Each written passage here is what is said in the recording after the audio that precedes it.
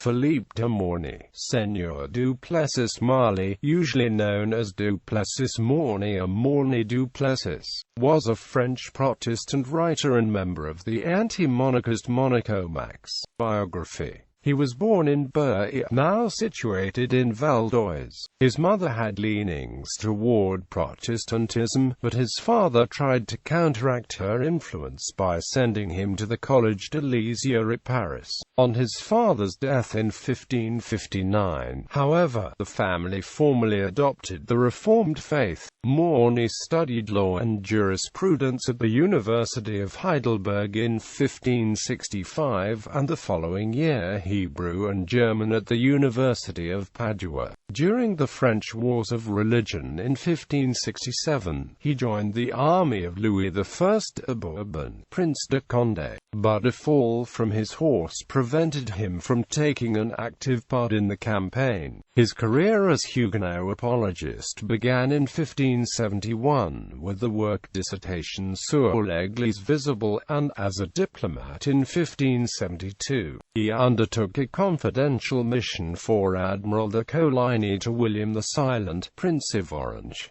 He escaped the St. Bartholomew's Day massacre by the aid of a Catholic friend, taking refuge in England. Returning to France towards the end of 1573, he participated during the next 2 years with various success in the campaigns of the future Henry IV of France, then only King of Navarre. He was taken prisoner by the Duke of Guise on 10 October 1575, was but ransomed for a small sum, which was paid by Charlotte Arbor-Leste, whom he married shortly afterwards at Sedan. Mornay was gradually recognized as Henry's right-hand man, representing him in England from 1577 to 1578 and again in 1580, and in the Low Countries 1581 to 1582. With the death of the Duke of Alençon-Anjou in 1584, by which Henry was brought within sight of the throne of France, the period of Mornay's greatest political activity began, and after the death of Henry I, Prince of Condé, in 1588, his influence became so great that he was popularly styled the Huguenot Pope. He was present at the Siege of Gep, fought at Ivry, and was at the Siege of Rouen in 1591–92 until he sent on a mission to the court of Queen Elizabeth. Both he and his wife befriended English Protestants like Francis Walsingham, Mary Sidney, and her brother Philip Sidney. He was bitterly disappointed by Henry IV's abjuration of Protestantism in 1593 and gradually withdrew from the court, devoting himself to the Academy of Saumur, which had a distinguished history until its suppression by Louis XIV in 1683. His last years were saddened by the loss of his only son in 1605 and that of his devoted wife in 1606, but he spent them in perfecting the Huguenot organization. He was chosen a deputy in 1618 to represent the French Protestants at the Synod of Dort. He was prohibited from attending by Louis XIII, but contributed materially to its deliberations by written communications. He lost the governorship of Saumur at the time of the Huguenot insurrection in 1621 as Saumur was captured by French royal forces, and died in retirement on his estate of La Forêt-sur-Sèvre Chevreuse. Works. In 1598 he published a work on which he had long been engaged, entitled De l'Institution, Usage et Doctrine du Saint-Sacrement de l'Eucharistie en l'Église ancienne, containing about 5,000 citations from the Scriptures. Fathers and schoolmen. Jacques-David du Perron, Bishop of Évreux, accused Mornay of misquoting at least 500, and a public disputation was held at Fontainebleau on 4 May 1600.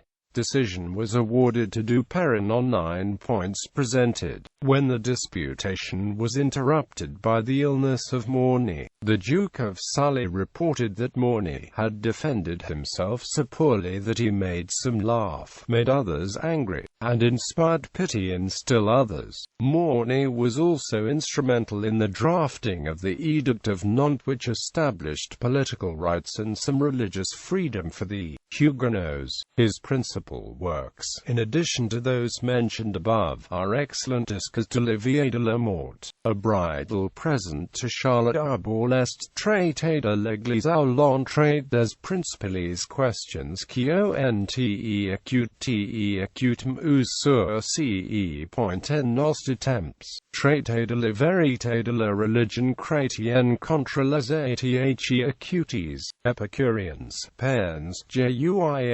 Mahometans et autres infidèles, le mystère d'iniquité, c'est dire l'histoire de la papauté. 2 volumes of memoirs, from 1572 to 1589, appeared at Le Foret, and a continuation in 2 vols. At Amsterdam, a more complete, but very inaccurate edition in 12 vols, was published at Paris in 1624 to 1625. He is also one many consider the most likely candidate for being author of the Vindicia et contre Tyrannos, a pamphlet advocating resistance to the French crown. Bibliography. Life of Mornay, written by his wife for the instruction of the son. Memoirs de Mme Du-Plessis-Mornay, Volume 1 in the ed. of Memoirs et Correspondances de Du-Plessis-Mornay. And Hark, La France Protestant. Article, Mornay. J. Ambert, Du-Plessis-Mornay. Pitt, Vincent J. Henry IV of France, His Reign and Age. Baltimore, The Johns Hopkins Press. ISBN 9780801890277. E. Stahlen, Der Übertritt K. Heinrichs IV, von Frankreich zur katholischen Kirche. Weiss, Du-Plessis-Mornay Comtéologien. Article, Du-Plessis-Mornay, by T. Schott in Hauck's Real Encyclopédie. Article by Grubenkircher Lexicon.